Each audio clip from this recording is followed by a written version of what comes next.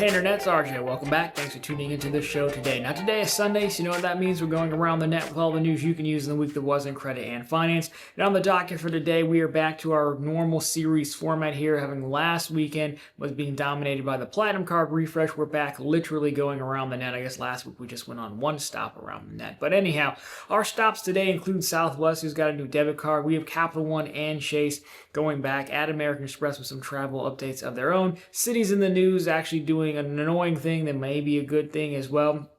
So, of course, we'll cover all that. So if any of it sounds interesting to you, go ahead, press the subscribe button, and let's get to work. Now, we will lead off with Capital One. As we said, American Express had their Platinum Card day or week. Now, it's everyone else's turn to respond. And Capital One is more or less responding with some new transfer partner options. So if you take a look at this, you can see that Capital One is, again, 3 new options. You've got Japan Airlines Mileage Bank. Now, this one's probably the worst because you're looking at 1,000 Capital One miles will get you 750 miles in Japan Airlines. Not great. However, to make up for that, for the time being until October 18th of this year, they are running a 30% transfer boost. Qatar Airways is coming in at a 1-to-1, which is like what you like to see. And I prefer hotels, 1-to-2 ratio, so not bad there. Overall, not too much to say. More options is better. I'm going to imagine the Japan Airlines ratio is more on the airline than Capital One, as Capital One did go back and fix their ratios well over a year now to bring them more in line to 1-to-1. So, a bit annoying there, but overall, more options is better. But if you don't like these options, you want to earn different points currency altogether, then Southwest is bringing you another option, another way to do it. That is with a new debit card. We don't know a ton of information because they didn't put any information in their press release, but here you have it. It does look nice, a blending of all their logo colors. I do like that, but overall, it's just a Rapid Rewards debit card. No other details aside from this is going to be issued by Sunrise Bank. So I assume, there'll probably be a checking account with it. There'll be some minor intro offer as well. So it could be good for that. Again, it's a debit card. So, checks, of course, check systems comes into play, I guess, if there's a checking account behind it with something like this. I imagine you'd be fine. Could pick up a few extra points. The real benefit here is, the potential manufactured spending strategies folks will come up with it being a debit card. I don't believe it's going to earn a ton of points. It'll probably mirror very similar to like the Wyndham debit card that we saw maybe a year or so ago. So again, it follows suit. I do like more options. Not every single person wants a credit card. Again, just being a debit card, in its own right, it is limited just by how much it can earn interest. There's likely going to be no fees, I would imagine, on the account. And, the interchange fees are also pretty low on debit cards as well. So overall, it really can't be that competitive, but, see what the folks come up with. So when we have the details, I'll make sure to get them to you. Now, if you don't like that, you're more of cash back. Unfortunately, we have a cashback card biting the dust more or less because we were talking about Alliant Credit Union. They are best known for 2 things. They're Susie Orman Awesome Opportunity accounts. I haven't quite seen in some time. It's like a $100 checking offer that took the whole year to get, but most of us had done it, and as a result, they got pretty uptight about getting in and churning that. The other thing was the Alliant Cashback Card. That was a 2.5% card. I had undergone a few changes, but I think you had to basically leave $10,000 with them, and you got 2.5%. Now, they were going to change it originally, and now they're just changing what they were going to change. So if you take a look at this notice here, we can skip past the, committed to serving the needs of members, on and on and on, because it just really makes no sense. But effective November 1st, the 2.5% cashback tier will be discontinued and following updates will apply to your cashback card. Flash rate, cashback, earn unlimited 1.5 on eligible purchases. They're saying it's simplified rewards, a tiered reward structures are being removed. No requirements, that's referring to the $10,000. No caps, of course, and lower redemption minimum. Cashback can now be redeemed starting at just $25.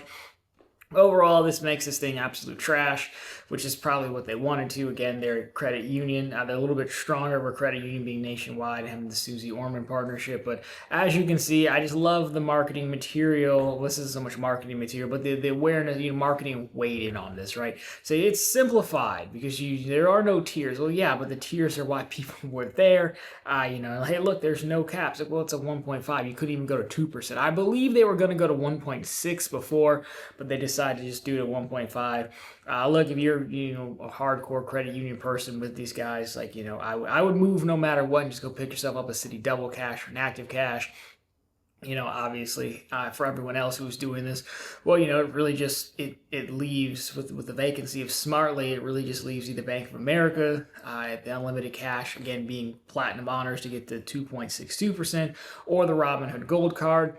I did recently pick up a new unlimited cash card from Bank of America as being platinum honors to replace my Smartly card. Can confirm at the time of taping that they're in the show offer. You still get the $200 for $1,000 in spend, but they also, it's instead of 1.5, it's flat 2% for the first year. That does stack with preferred rewards. So for me, it's 3.12, I think. So if you're looking, it's going to take a little bit of doing to, move over to Bank of America, but it's really not that hard. But anyways, yes, we're losing higher cashback cards right and left. And I really think we're just down to two as far as catch-all cards, being Bank of America, which takes the requirement, and being Robinhood Gold, which does have its own set of requirements. Obviously, the fee, getting off the wait list, and of course, it doesn't count a bunch of stuff, even pay out points on insurance and tax, things like that. So all that to say, sad to see it go. It hung in there a lot longer than I would have thought. But something that's going to hang around for quite some time is Citi and Citi's awful ways. But sometimes they try to redeem themselves, sort of. So if you haven't, I don't believe we've covered this story, but we're talking about the Strata Elite. Came out finally maybe a month or so ago. Citi was, issuing those cards, and the folks who were lucky enough to get them, by not, getting stopped for having too many inquiries or accounts open or what have you, they were getting letters from Citi requesting tax documents. It's basically, it was a 4506C, excuse me, which is basically, you fill it out and it allows the holder of that to go get tax forms on your behalf, more or less. I could have sworn it was a 4506T, but I'm not a tax person. So anyhow, to do this, Citi was locking their accounts, probably mailing home this document. You got to mail it back to them because, if your account is locked, you can't really get into it. And then so once they verified your income, you were good to go. Now it looks like Citi is actually giving extensions on the promotional offer, right? Because, the time starts to hit your whatever it was in spend from the day the card is open, even though it can take up to 2 weeks to get the card in the mail. Sometimes 3, like US Bank, I think takes a long time to ship cards. But anyhow, if your account is locked, you can't do anything. So if that was you, they are now going back and extending. It is interesting. I don't believe we've seen Citi do this in the past. The only person I can remember doing this consistently is American Express. Funny enough, it's part of their financial reviews, but funny enough, I use an American Express business account for the business, for this, business, which always sounds so pretentious calling a YouTube channel a business, but it is an entity's name and that whole thing. So anyhow, they actually hit me for a 4506T to open a business checking account, which is crazy. Normally you only see this for credit products to verify your income. I'm going to imagine they just had some popularity around this card. They just wanted to just do some risk management, basically. Kind of annoying. I think there's better ways to handle it than just simply locking people's accounts and sending letters out that takes forever. But at least they are doing right by the customer now that they've done right by themselves. So if that is you, there you go. Now, someone who is not doing right by us, and normally I would have skipped this topic because we're 2 weeks past it, is Chase and the Freedom and Freedom Flex 5X categories. Now, normally I defend these categories of a shoulder shrug, I don't know, it is what it is. But this time, I feel like the categories are specifically bad, and we should give Chase a hard time. So, they do have happy people. Christmas time will be here before you know it. So that's nice. We like to see the happy people earning together. But you've got Old Navy, you got Chase Travel, and you've got department stores. Now in Q4 and Q4 only, they're also going to add PayPal to that. So remember, that's only in December. That's probably why these people are happy. They're happy, hoping to get Santa's gifts off of PayPal, perhaps. If you don't know what I'm talking about, happy people, on the second channel, Run on the Bank, we always make fun of the happy people. So there you go. Overall, the benefit here of Chase Travel is that it will stack. You'd be looking at 9x back, because all of Chase's cards, non-travel cards, and they've given a 5x Chase Travel category. So you'd get 9x back through Chase Travel. Again, for the common person, this kind of makes sense. They're trying to get people to use Chase Travel, and hopefully you like it and you get one of the travel cards. Old Navy, I don't hate Old Navy. They used to sell jeans that I liked, and then they stopped, and I don't go to Old Navy too much, but it's only Old Navy. It's not like Banana Republic or Gap or any of those. And the department store seems very vague, because normally they give you examples in the FAQ. They give you examples of what department stores sell, but you can make the argument a lot of different things are department stores. So I don't know, not great. I was kind of expecting Amazon, but at the same time, people would have been upset either way. I don't mind them selling. I assume selling Old Navy was a paid category, which is fine. But these are surprisingly not great in my opinion, more so than usual. And it's funny as someone who's got like 5 Freedom cards, and I'm trying to kind of reshuffle my setup after the demise of Smartly. I'm like, man, I have these 5 Freedom cards, and at one point it used to be so cool to have all those Freedom cards. Now I'm like, man, I wish I could do something with these, but like I really can't. I mean, PayPal could come in handy. Don't get me wrong. Really, having PayPal for the quarter would be great. I know some people have already said that you can make some tax payments through PayPal, and sure there's a small fee, but it still ends up worth it. So there you go. But if you don't like this, well, then you might like what Chase is doing on the Sapphire cards. Now, we talked about the Sapphire Reserve refresh about 2 months ago. Then the Platinum card refresh came, and so I do believe that Chase was kind of holding this up their sleeve just in case, because they are buffing some of the credits on the Sapphire Reserve. So you take a look at this. The $500 credit for stays with the edit. So this is get up to $250 in statement credits through December for prepaid bookings made with the edit, and starting January 1st of 2026, enjoy up to $500 in automatic statement credits annually with a maximum of $250 per transaction. 2-night minimum purchases that qualify will not earn points. Of course. Now, they're also doing a $250 credit for select Chase travel hotels. Starting January 1st of 2026, get to $250 in statement credits through December 31st of 2026 on prepaid Chase hotel bookings for stays with IHG Hotels and Resorts, Montage Hotels and Resorts. So this is a list of hotels. 2-night minimum required. Purchase that qualify will not earn points, of course. So they're giving you another $250 credit there for hotels, and then they're buffing the edit a little bit. So I don't know that the hotel credit is going to stay. Again, I think they were holding on to these, in anticipation of Platinum Week, if you will.